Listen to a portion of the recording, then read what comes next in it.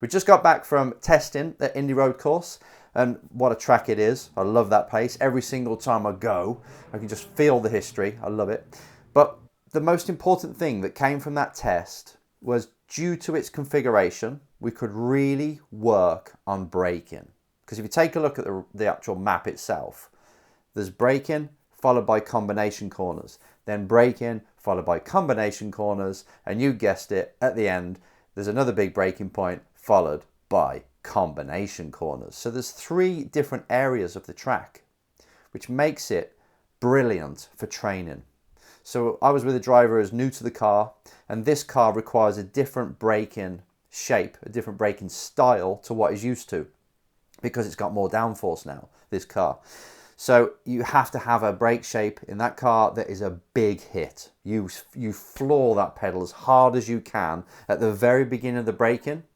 And if you don't, it hurts your lap time. It hurts your corner entry speed, the way the car is set up, where the weight is when you want to turn in. The whole thing's out of kilter. You start locking up halfway down the braking area, and it's not good. And what I could see is a lot of drivers, I'd say the top 4 drivers, let's do it this way. The top 4 drivers, also sometimes 5, were braking in a certain way, where everyone else, you could see they weren't braking as effectively or as efficiently, and their lap time suffered. And it's not just this test. I see it everywhere. Every test you go to, every race weekend, you can see that braking is pretty much one of the most important aspects when you want to create a lap time. If you brake well, if you brake how that car needs the brake to be applied, the style, the way to do it, the shape, and then it will respond to how you want. But if you ignore that, you're not going to be quick. The car needs to be driven a certain way. And not only that particular car, it's how that car is set up by the team. It needs to have a certain braking style as well.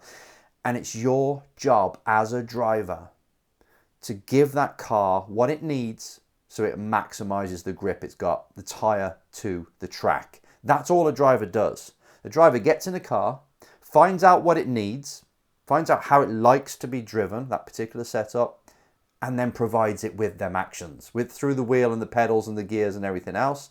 It's the driver's responsibility to provide the car with what it wants, and ignore his or her own intentions, because that's what a lot of drivers do. They think, I want to do something about this weekend, I want to achieve something, so I'm going to go there with this fury, this motivation, this aggression, and they just apply that to the driving style and hope that they get the lap time. It doesn't work like that. You've got to be a lot more intelligent as a race driver when you're behind the car. You feel what it's telling you and you respond with what it wants. You put the weight where it needs to be on the car at the particular point in the corner. This is why it's difficult to be a race driver. It's more than just heart and wanting a big goal. You've got to be very clever and good at having the skill of manipulating a car when it's on the limit. This takes training, of course, but still it's overlooked. By drivers that have been driving for 10 years, it's overlooked. They often forget the style that's needed, and they put their own intentions in the way. And it's their mindset that screws it up for them. They forget how to bloody brake or what the car needs. So that's what this video is here to remind you about, is remember how your car wants to be driven. And it's all about the braking. That's the start of the corner. Now just think about why you do brake. Why do we brake? Well, it's basically you're approaching the speed at a certain corner. You've got to transform that speed into, as late as possible as well, into the correct speed for entering a corner. That requires braking. And you have to do it in a fashion where the car will respond, so you can do it as late as possible and get it really, compress the braking as much as you can. Because then you're spending more time flat out, blah, blah, blah. You know why you brake. So let's just avoid that, going in too deep about why you brake, because there's a corner coming up and you're going to go off. If you don't brake hard enough, you'll overshoot or go wide. If you brake too hard and too efficient, then you're braking too early. So brake later. Simple as that. But I want to run you through the certain steps that are really personal performance, to be fair, that are really going to remind you how to approach your braking when you're instructed to change it. Because this is where drivers struggle. The team will ask the driver to change their braking, they'll show the shape and all this, but the driver struggles. So that's what I want to help you do here. Step 1. First of all, get the knowledge. Understand exactly from the engineer, from the data, from the coach, from your own intelligence really, understand how that car needs to be braked. What braking style it requires and it demands of you if you want to get it to operate at its best and get a good lap time. So knowledge is first. I've really got to understand it. Understand what it looks like on the screen, what that actually means. And then step 1 is complete.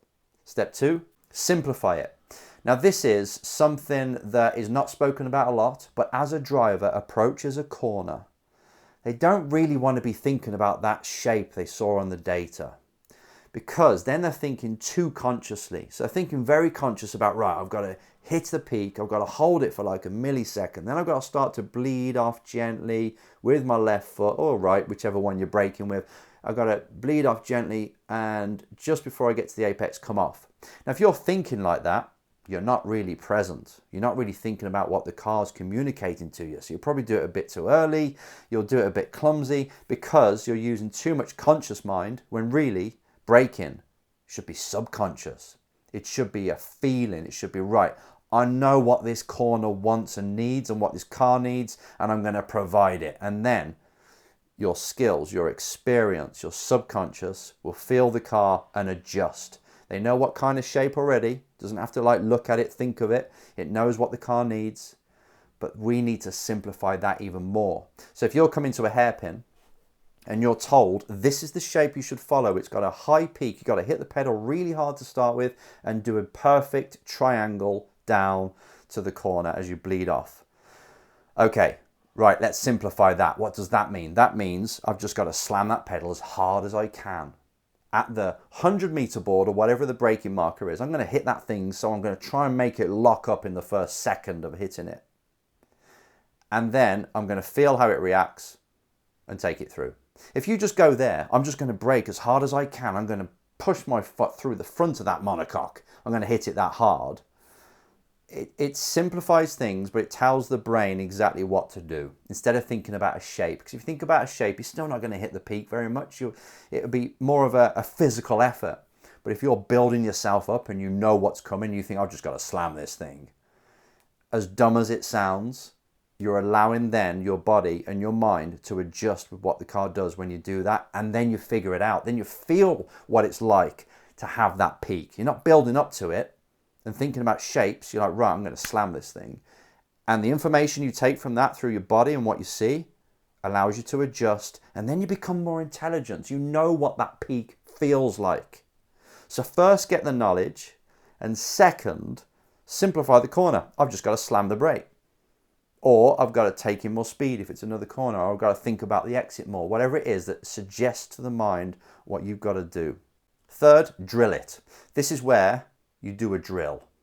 You mentally, as soon as you know what you've got to do for these particular corners, in your mind, I want you to visualize you hitting that pedal the certain way that you need to. Even if it's like not such a big peak and you've got to do a soft initial brake and then tabletop it, just keep a constant brake, fine.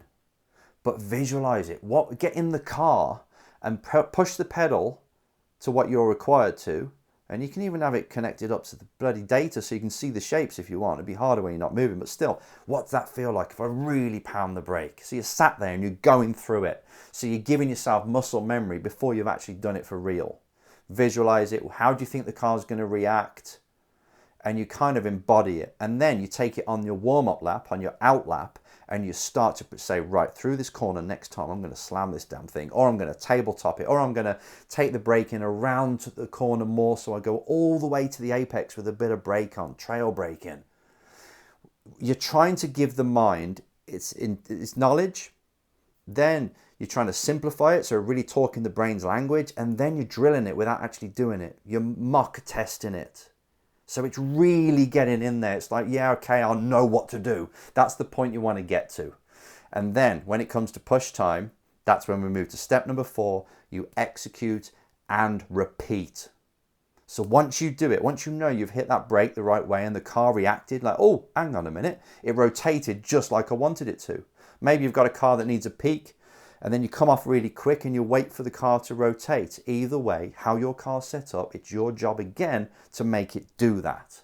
But once you do it, once you crack it, for just once, I want you to store that, say, right, that was it. Next lap, I'm going to do the same again. Because what you find is often if you're asked to hit the brake harder, it's such a physical effort that when you start to get tired or you lose your concentration, you'll see that your brake performance comes down again. You can't have that. What's a driver's job? To give the car what it needs. Ignore your own intentions. Ignore your own fatigue. If you're tired and the car still requires you to brake it a certain way, I don't care that you're tired. Overcome it with your mind. Know what the car needs.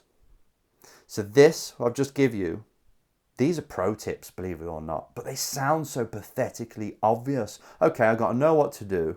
I've got to simplify it. I've got to drill it in my head, mock it all the time, pretend, visualize, get in the car, do it on the warm-up lap, sort of like think about it on the warm-up lap. You can't quite do it because you've got tire temperatures. And then you do it, and then you hold yourself accountable to do it over and over again. But that's really what it takes. I would tell an F1 driver that same advice and it would help, because it just helps them calm down and filter out all the clutter and just understand all I've got to do is hit the brakes as this car wants me to. That's your job as a driver.